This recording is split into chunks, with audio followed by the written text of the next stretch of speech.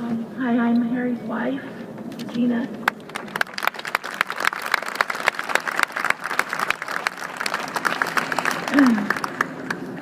To a person looking into the life of Harry and I, one might think it was average, maybe even dull. We didn't travel the world, go to the theater, buy fancy cars, or live in an expensive house, or wear the latest fashions. But if that same person looked a little closer, he would see beyond the averageness and see a great love story. On our first date was in Old Sacramento, and we had a good time. I thought he was a really nice person. He said, "I'll call you next week, maybe we can get together." And I thought, oh yeah, right, I won't see him again, he lives pretty far.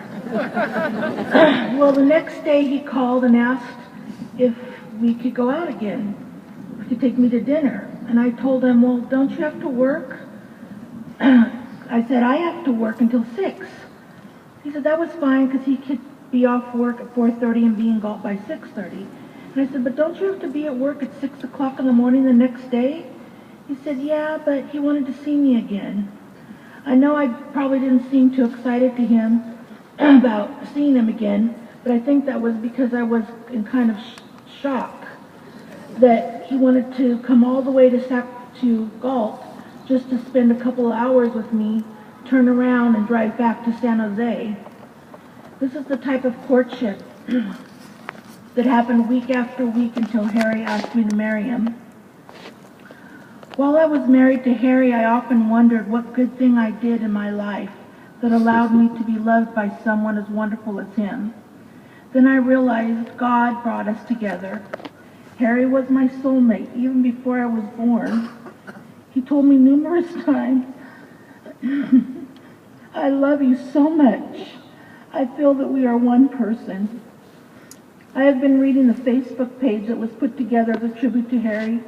So many people have expressed their love for him. All the postings relay the same message. Harry was kind, generous, fair, and a real person, the best boss and most sincere person I have ever known. One of the postings that really touched me, Bob has already shared with you, but I wanted to again.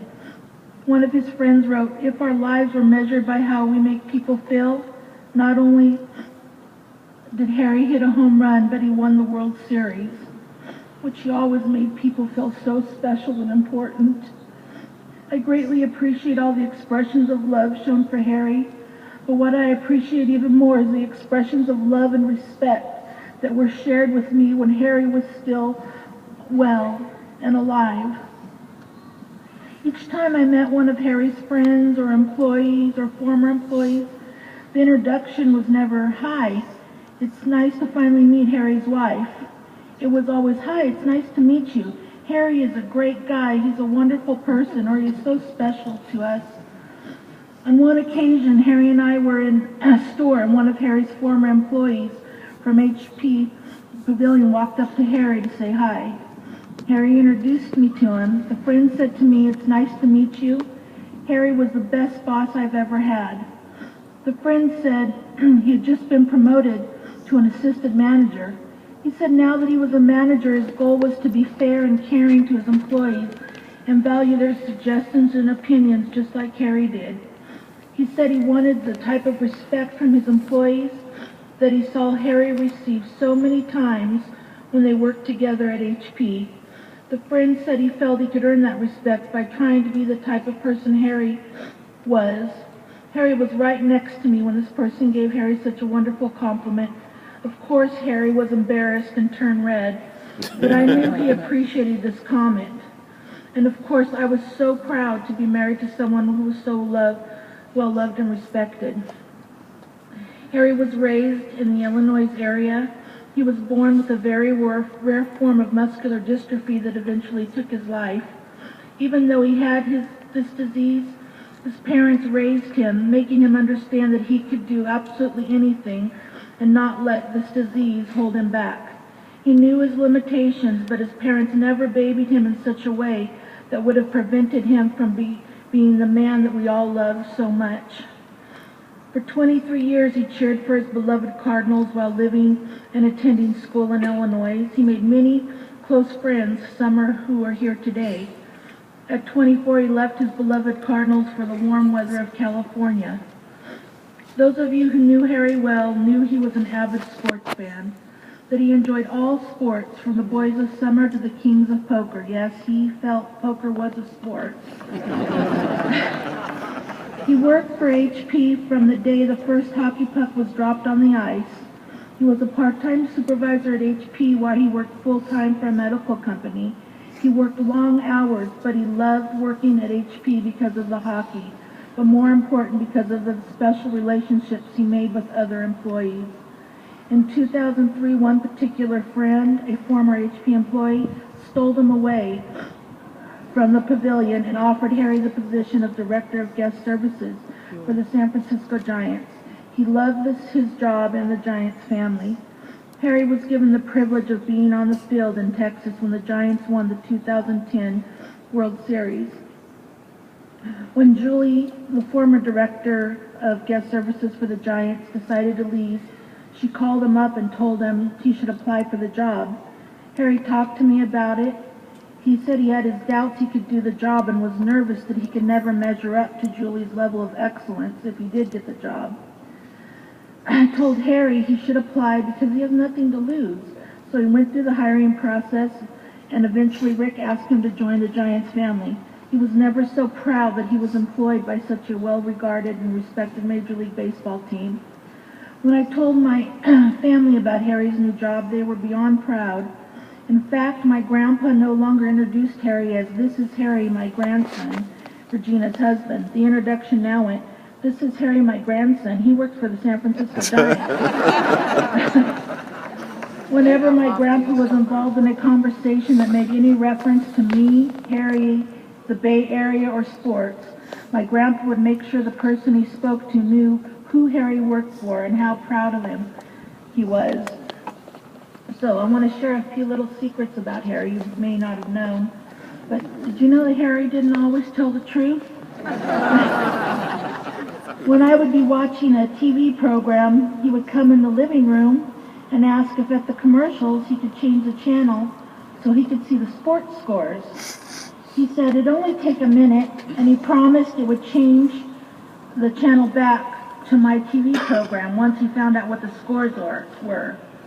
Well, 2 hours later, not only were we watching the scores, but we were also watching the games that produced those scores. Did you know Harry would get angry? Yes, Harry did have a dark side to him, but only when it was sports related. He was so passionate about sports, he would get so upset if one of his favorite teams was losing or an official made a bad call. When the official made a bad call or caused the team caused the team to fall behind, he would hit the arm of his chair and yell at the TV, "What's wrong with him? Was he asleep when he made that call?" Did you know when Harry first began working for the Giants, he was afraid to tell his co-workers and boss he was an extreme St. Louis Cardinals fan? The first year Harry worked for the Giants and the Cardinals were scheduled to play at the ballpark, he told me, "I'm a little nervous about them playing." And I asked, "Well, why?" And he says, "Well, what if the Giants are beating the Cardinals and I look sad or depressed, and the Giants lose and I look happy? Who should I cheer for?" I told him, "Inside you can cheer for whoever you want and be happy if the Cardinals win. But on the outside in front of your boss, you better cheer for the team who signed your paycheck." And he agreed. Did you know Harry never thought he was very good looking?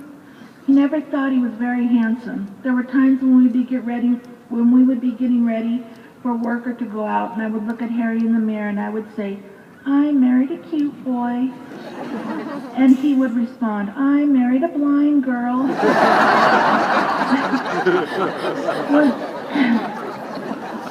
When I looked at Harry, my vision was always perfect.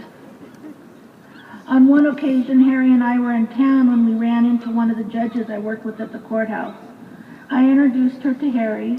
The next day I saw her at work and she said to me, "Regina, your husband seems very nice and he is very handsome." I was so happy she told me Harry was handsome. When I got home, I told Harry that other people besides me thought he was handsome. I told him, Judge Kim said he was handsome, and I added, remember that she is a Superior Court judge, and she orders people every day to tell the truth or else. So she would not have said that to me unless she meant it. He turned red, but I could tell Judge Kim's comments made him feel good.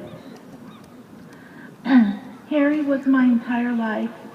I loved him so much, and each day I thank God for the time I had with him.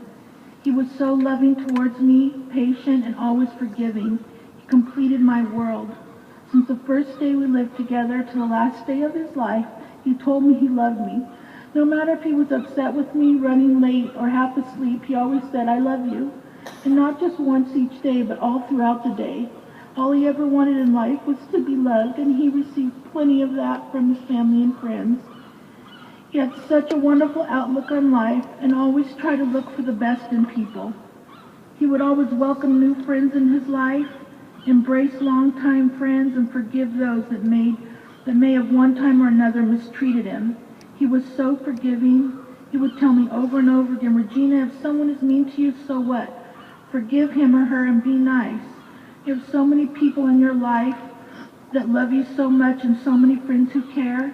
Who cares if someone treats you bad? It's their problem, not yours. If they begin treating you right again, forget what they did and move on. If they never treat you right again, it's their loss, not yours. There are so many people in Harry's life I wish I could thank individually and let you know how important you were to Harry. During the last baseball season, it was very hard for Harry to get to work each day. I told him he should slow down, or maybe start looking for a job that didn't require him to walk so much or work so many hours. He never even wanted to talk about it. He loved his job, not because of the prestige of working for the Giants, but because of the people he worked with, who he knew cared, respected, and loved him. That is what kept him going to work each day. Kelly, thank you for looking out for Harry when I could not. I heard you refer to yourself as his work wife. And I'm so glad you were, because I knew you would make sure he was safe. Rick, you've told me so many times Harry was the best employee you ever had, and you aspired to be like him. Well, he aspired so much to be like you. He admired you and respected you so much. He never had an unkind word to say about you. He said you are a great friend and the best person he's ever worked with. To all of Harry's friends today, thank you for loving him and making sure he knew it while he was still here. Enjoy life as much as you can. Hold your significant other a little bit tighter than you did last night. Kiss them a little bit longer.